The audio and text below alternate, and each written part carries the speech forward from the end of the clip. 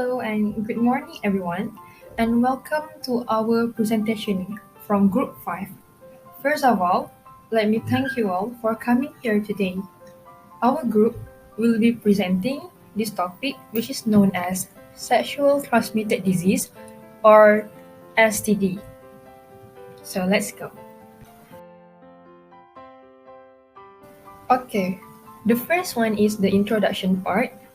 And as you can see, there are the definition, which is sexually transmitted disease (STD) or sexually transmitted infections (STIs) are infections that are passed from one person to another through sexual contact. The contact is usually vaginal, oral, or anal sex, but sometimes they can spread through other intimate physical contact. This is because some STD, like herpes and HPV, are spread by skin-to-skin contact. This STD can be caused by bacteria, viruses, and parasites. So these three are the most common thing that occur in STD. Who will be infected by STD? Is it women only or is it men? So most STD affect both men and women equally, but in many cases, the health problems they cause can be more severe for women. If a pregnant woman has an STD, it can cause serious health problems for the baby. In addition, I do some research findings and find out that more than 1 million STIs are acquired every day. In 2020, WHO estimated 374 million new infections with one of four STIs, such as chlamydia 1 to 9 million, gonorrhea 18 to million, syphilis 7.1 million, and trichomoniasis 156 million. As you can see, the most common infections is in trichomoniasis. Next, more than 490 million people were estimated to be living with genital herpes in 2016, and estimated 300 million women have an HPV infection. The primary cause of cervical cancer and anal cancer among men who have sex with men. An estimated 296 million people are living with chronic hepatitis B globally. Moving on to the next slide. In this slide, we can know what are the symptoms for sexually transmitted disease or STD.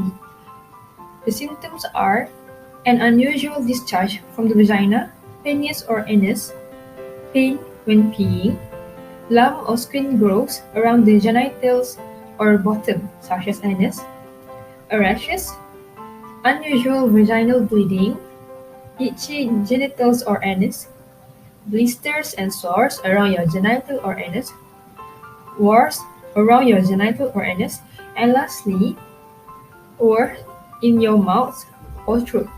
But this one is a very rare symptoms. Type of sexual transmitted disease or STD. There are a lot of types, and this one are the type that I found.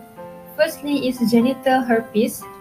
It's a sexual transmitted infection, STI, and cause sores on genital or rectal area, buttocks, and thigh.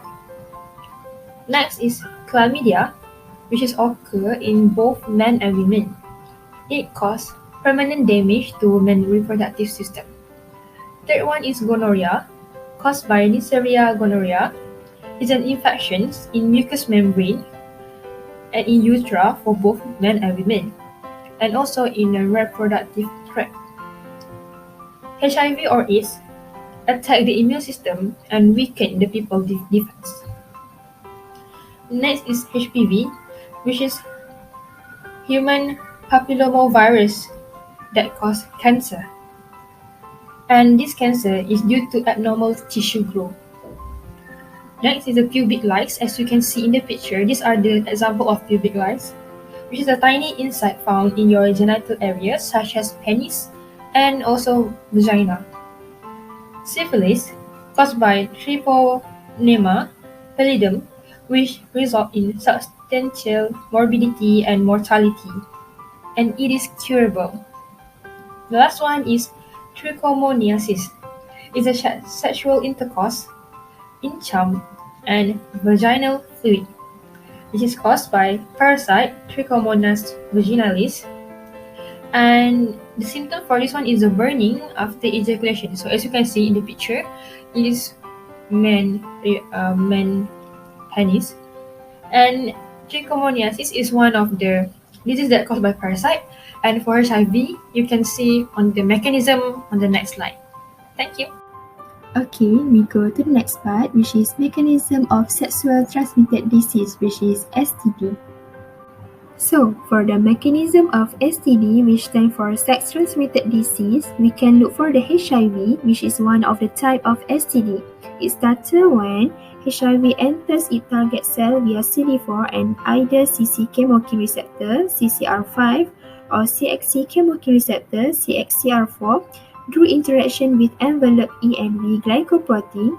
After fusion and uncoating, the viral RNA is then reverse transcribed into DNA. The ensuing pre-integration complex is imported into the nucleus, and the viral DNA is then integrated into the host genome. Mediated by host enzyme, HIV DNA is transcribed to viral mRNAs. These mRNAs are then exported to the cytoplasm where translation occurs to make viral protein and eventually mature virions.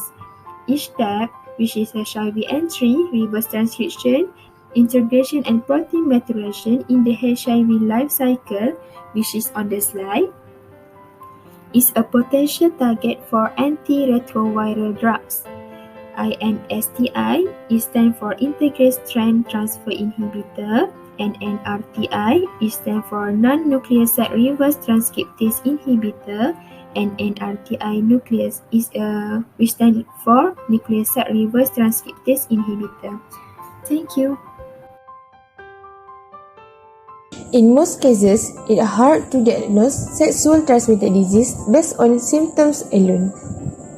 So, they will need to do some tests and examination.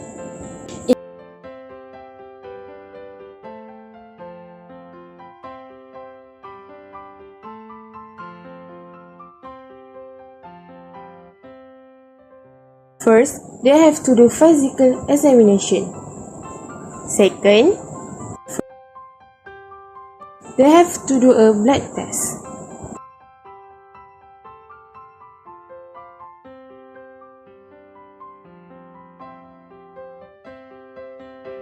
One, they have to swabs of bodily fluids.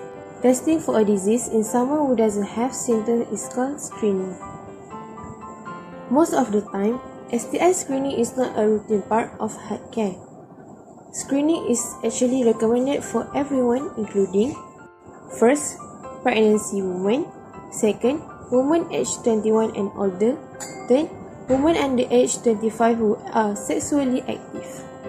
Next, men who have sexual contact with men, people with HIV, and the last one is people who have a new partner. Next, we move to the treatment. There are so many treatments to cure the sexually transmitted disease, but it depends on the type of STD itself. So, firstly, for the pregnant woman with an STD, we use a prompt treatment because it can prevent or reduce the risk of baby having the infection. STD caused by bacteria are easier to treat than viral STD. Viral infection can be managed but not always cured. First, we can use antibiotic because it can cure bacteria and parasitic STD. Other than that, antiviral drugs can keep infection in check for many years and reduce the risk of transmission. Medications are available to reduce the frequency and severity of herpes outbreak. Furthermore, you can prevent or lessen your risk of STD by abstaining from sexual acts, such as vaccination, having one sexual partner, drinking alcohol, or avoiding recreational drugs, which may increase the chance of engaging in risky behavior or defect judgment.